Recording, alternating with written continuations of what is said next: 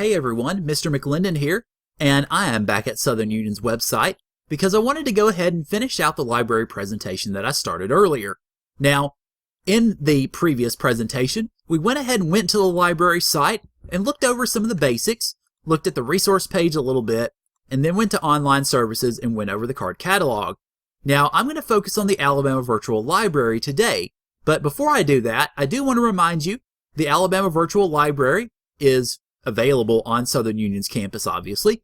If you want to use it remotely, you are going to need to use an AVL card, so you can pick one of those up at the library and be able to use that there. You can use it on campus, you can use it off campus, wherever you want. Go to the library, pick up an AVL card. It's pretty easy, and you should be good to go. So head over to online services, and let's go to the virtual library. Now you see the Alabama Virtual Library here, and a lot of stuff here, most of which we won't really worry about. You've got ebooks there, which if you have an AVL card, you can reference remotely as well as on campus. Training, FAQs, just in case you want to get all the details down there. Where we're going to concentrate on is go to Student Resources and go to College and University, where we click that, and you see first off the Career Library, which we're not really going to worry about because that's more for people who are trying to get into the job market. We're going to go to College and University Resources, click this here, and you see a bunch of databases, most of which we're not really going to worry about. You do see, though, a couple of them that we will worry about. Academic Search Premier, the History Reference Center. You move on down here, you can also use the Britannica Academic Edition, Britannica eBooks if you want to. We've also got the Encyclopedia of Alabama, which is basically just takes you to a website where you can look up different people, different events, and things like that about the state of Alabama. We're going to focus on EBSCOhost, so click that, and you come to this big old screen here. Now, there's a lot of databases on this screen. You see probably between 10, 15, maybe even 20 of them actually. Fortunately, though, we're not going to worry about all of them. So what you want to do, I would recommend, is click the deselect link here. That'll empty them all out. And the two that we really want to worry about are Academic Search Premier, which we saw on that page, and also the History Reference Center, which we also found on that page. So once you've got those two done, click Continue, and it'll take you to EBSCOhost. Now you see you've got a bunch of searches here. You can actually pretty much search whatever you want, really, at this first page. This, in essence, in a lot of ways, functions as both a basic and an advanced type search. Although, if you go to advanced search, you see you've got more options there. You can choose a subject, you can go and or all the weird Boolean stuff that helps limit your search. Say, for instance, you want to type in and search for Julius Caesar, and it'll automatically sort of Google search it for you where you've got all these terms here. Just go ahead and click Julius Caesar, and it will take you to a very well-populated, almost 1,500 source-populated search page. Now, on the left-hand side here, you've got a lot of ways that you can basically limit that search.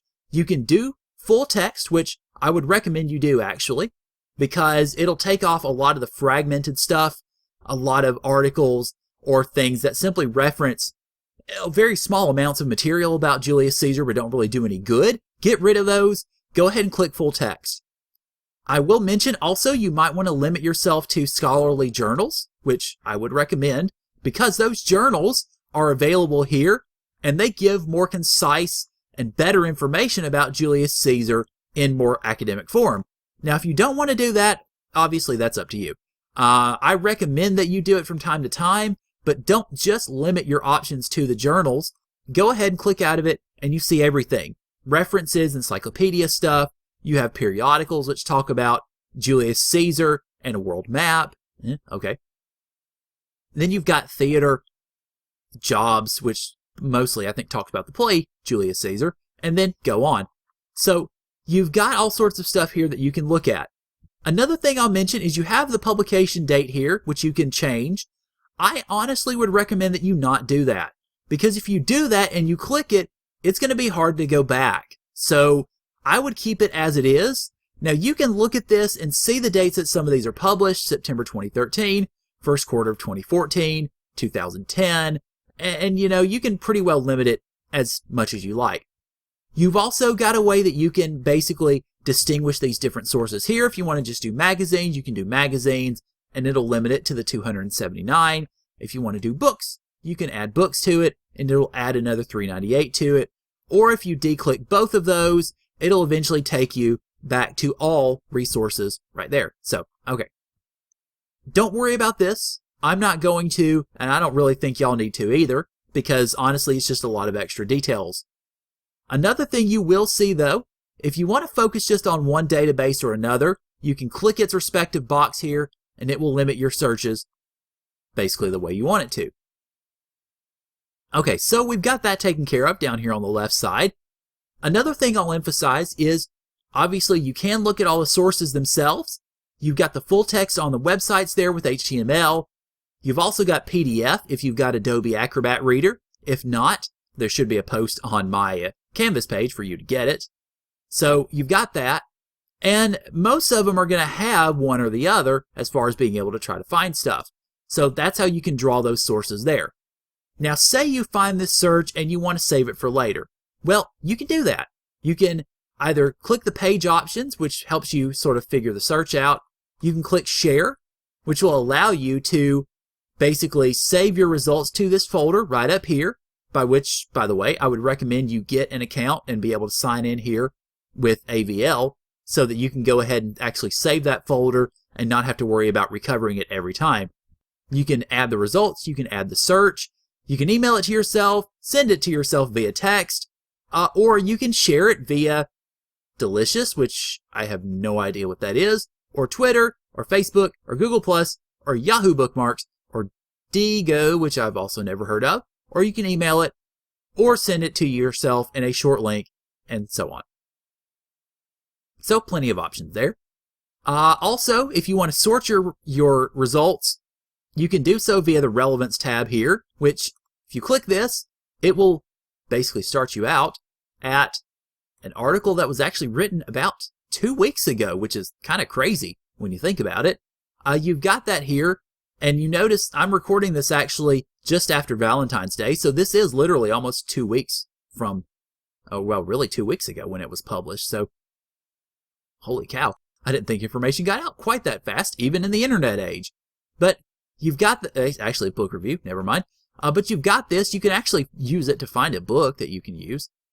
And you've got some of the articles here, periodicals, reviews, okay. All right, so you can sort it by options. You can sort it by the source, which I'm not really sure quite what that does. I guess it just maybe sticks them. Well, never mind, I thought it stuck them all together. Okay, so you can sort them in a relevant amount of ways. I'll just go back to relevance and get it up here. A couple of other things I will mention. You can click this, or you can just mouse over it actually, and it'll bring you to a little bit more of information about whatever source you're looking at. You can do some of the same options you had earlier. You can view it via HTML, you can add it to your folder, or you can hit a detailed record, which will take you to this page here, and it'll give you titles and information. You can also actually listen to it, which is nice, I guess. And you can do all this sort of stuff here. You can go ahead and print out your reference if you want to.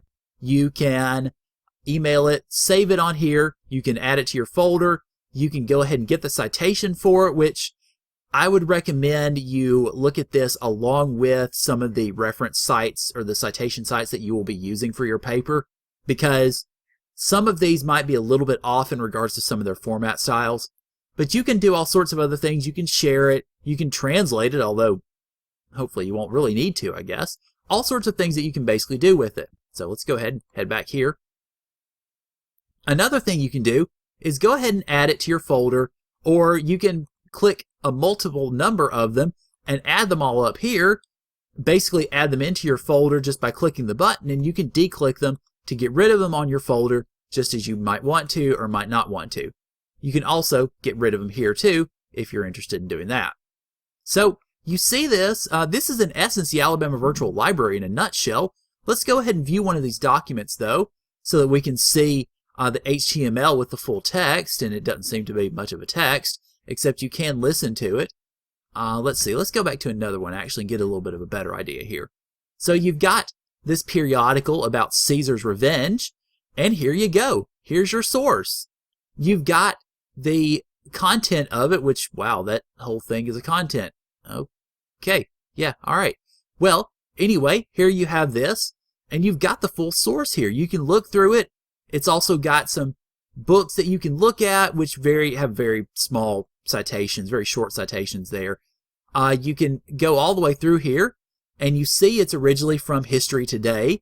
Now, if you go along the side of it, you can get the citation for it. You can bookmark it. You can add it to your folder, the whole 9 yards. So pretty much, you're basically good to go, I think. Now, if you want to find different publications, if you want to find different images, you can look at them here. You can also look for videos. You can look for the different subjects if you want to look at the different subject terms, depending on what databases you have selected. So that is pretty much it, I guess, in regards to the Alabama Virtual Library. So we'll go ahead and duck out of here. And, excuse me, the EBSCOhost, rather, not Alabama Virtual Library. Go me. This is the Alabama Virtual Library, but that's pretty much really about all of it I wanted to show you, too. You can do pretty similar things. I'll go ahead and pop up Gale Power Search. If it will pop up, that is. Okay, well, it looks like, oh, there it goes. Okay. You can do the same similar sort of thing for this as you did with the EBSCOhost. You can do it for some other sites as well, with Britannica, with Alabama Mosaic, if you really wanted to use that. But basically, your best source, I think, in that is going to be EBSCO, where you can choose a number of different databases and be able to use them accordingly.